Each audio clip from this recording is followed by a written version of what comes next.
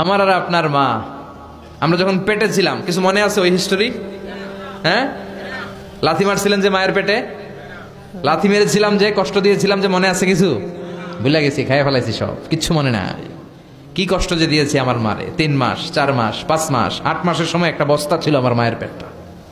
এই বস্তাটা নিয়ে আমার মা টয়লেটে যেত, এই বস্তাটা নিয়ে আমার মা সারাদিন রান্নাঘরে রান্না করত, আর চোখের পানি ছেড়ে বালিশ ভেজাতো, কবে আমার মানিকরে আমি হাতে ফিরে পাবো, কবে তুমি আল্লাহ আমার এই সোনার ধনকে আমার হাতে তুলে দিবা।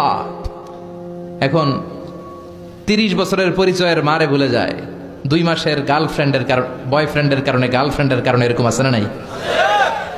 এজন্য আমি বলি, বান্ধবী গেলে বান্ধবী পাওয়া যায়, স্ত্রী গেলে স্ত্রী পাওয়া যায়, কিন্তু মা চলে গেলে মা খুঁজে পাওয়া যায় না। আমাকে আর আপনাকে জন্ম দিতে যে আমার আর আপনার মা কি পরিমাণ কষ্ট করেছে, এটা যে কষ্টটা করে সে টের পায়, এটা বলে বোঝানো সম্ভব না। চিকিৎসা বিজ্ঞানীদের ভাষায় একজন সুস্থ মানুষ 45 ইউনিট পেইন, আপার একটা একক, 45 ইউনিট পেইন সহ্য করতে পারে। ব্যথার তীব্রতা যদি এর চেয়ে বেশি হয়, তাহলে হয় লোকটা বেহুশ হবে, নয় মরে যাবে। আমার আর আপনার মা আমাকে আর আপনাকে যেদিন জন্ম দিয়েছিল, যেদিন আমাদের ডেলিভারি হয়েছিল, ওই দিন আমার আর আপনার মা 57 ইউনিট প্লাস, 57 ইউনিটেরও বেশি পেইন সেদিন সহ্য করে আমাকে আপনাকে দুনিয়ায় এনেছিল। যেটা কোনো সড়ক দুর্ঘটনায়, আপনার অ্যাক্সিডেন্টে আপনার দেহের 20টা হাড্ডি, 206টা হাড্ডি দিয়ে আমাদের দেহ গঠিত, 20টা হাড্ডি একসাথে টাস টাস করে ভেঙে গেলে আপনি যেই ব্যথা পাবেন এর চেয়ে বেশি ব্যথা। এজন্য মায়ের সাথে বেয়াদবি করা যাবে? মা দোয়া করলে কবুল করে কে? পৃথিবীর সবগুলো পীর সাহেব যদি একটা গ্লাসের পানিতে ফু দেয়, আর আপনার মা যদি আপনার মাথায় শুধু হাত বুলিয়ে দেয়, এই হাত বুলানোটাকে কবুল করবে কে? কিন্তু বিশ্বনবী বললেন, কিয়ামতের আগে এই জনম দুঃখিনী মাকে ভুলে স্ত্রীর পেছনে পেছনে দৌড়াবে, ইতাআতুজ যাওজ, স্ত্রীর আনুগত্য করবে দাসের মতো, ওয়া উকুকুল মা বাবার অবাধ্য হয়ে যাবে। এই আলামতটাও আছে না নাই? আল্লাহ তুমি হেফাজত করো, আমরা যেন আম্মা আব্বার কাছ থেকে দোয়া নিতে পারি। যাদের আম্মা আব্বা চলে গেল, আমরা যেন কবরের সামনে দাঁড়িয়ে তাদের জন্য ইস্তেগফার পড়তে পারি। যাদের মা চলে গেছে তারা টের পায় কি ধন হারাইলাম। কথা কোন? মায়ের কথা মনে পড়ে না? যখন রাত্রি নিঝুম, এই চোখে ঘুম, একলা শূন্য ঘরে, তোমায় মনে পড়ে মাগো, তোমায় মনে পড়ে। যখন রাত্রি নিঝুম, এই চোখে ঘুম, একলা শূন্য ঘরে, তোমায় মনে পড়ে মাগো, তোমায় মনে পড়ে। জানি তোমার দোয়া পেলে উঠব সকল বাধা ঠেলে, তোমার দোয়া আমার উপর ঝরছে শুধু পড়ে। তোমায় মনে পড়ে মাগো, তোমায় মনে পড়ে।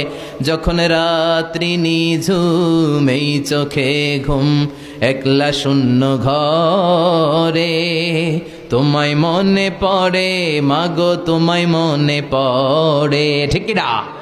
এজন্য আল্লাহ দোয়া শিখিয়ে দিলেন। মা চলে গিয়েছে, বাবা চলে গিয়েছে, মনে পড়ে তো দোয়া করো, রব্বির হামহুমা কামা রাব্বায়ানি। আল্লাহ ছোটবেলা বাবা মা আমাদেরকে যেভাবে লালন পালন করেছেন, তাদেরকেও তুমি ভালো রেখো, তাদের উপর তুমি রহম করো। চিল্লায় পড়েন আমিন। বিশ্বনবী বললেন, ইতাআতুজ যাওজা ওয়া উকুকুল কিয়ামতের আগে, তিরমিজির বর্ণনা, কিয়ামতের আগে বিয়ে করার পরে ছেলেগুলো মাকে ভুলে যাবে, স্ত্রীর পেছনে পেছনে দৌড়াবে। কিয়ামতের আগে মাকে ভুলে যাবে। মা, এই নামটা শুনলে অন্তর জুড়িয়ে যায়।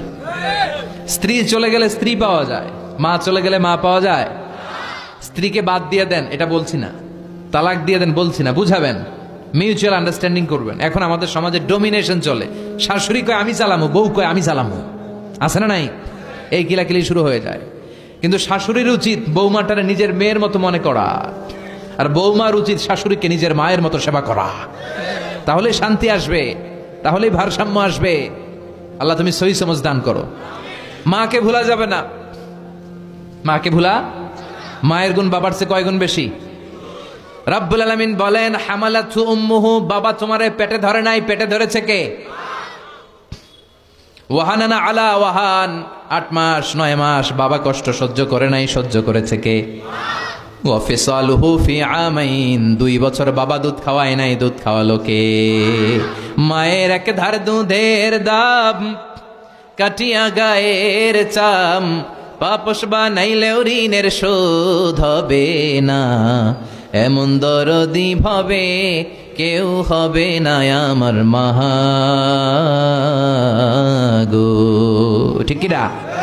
বিষ্ণু বললেন লাউ কাতা'তা জিলদাক, জিলদ মানে চামড়া, তোমার চামড়া কেটে যদি, তোমার সব গায়ের চামড়া কেটে কেটে যদি মায়ের পায়ের দুটো জুতা বানিয়ে দাও, তাহলে ছোটবেলা যে দুধ খেয়েছো সব দুধ না, এক ঢোক যে দুধ খেয়েছো এক ঢোকের দুধের সৌদাদাই হবে না। এজন্য মায়ের কাছ থেকে দোয়া নেওয়ার দরকার আছে না নাই?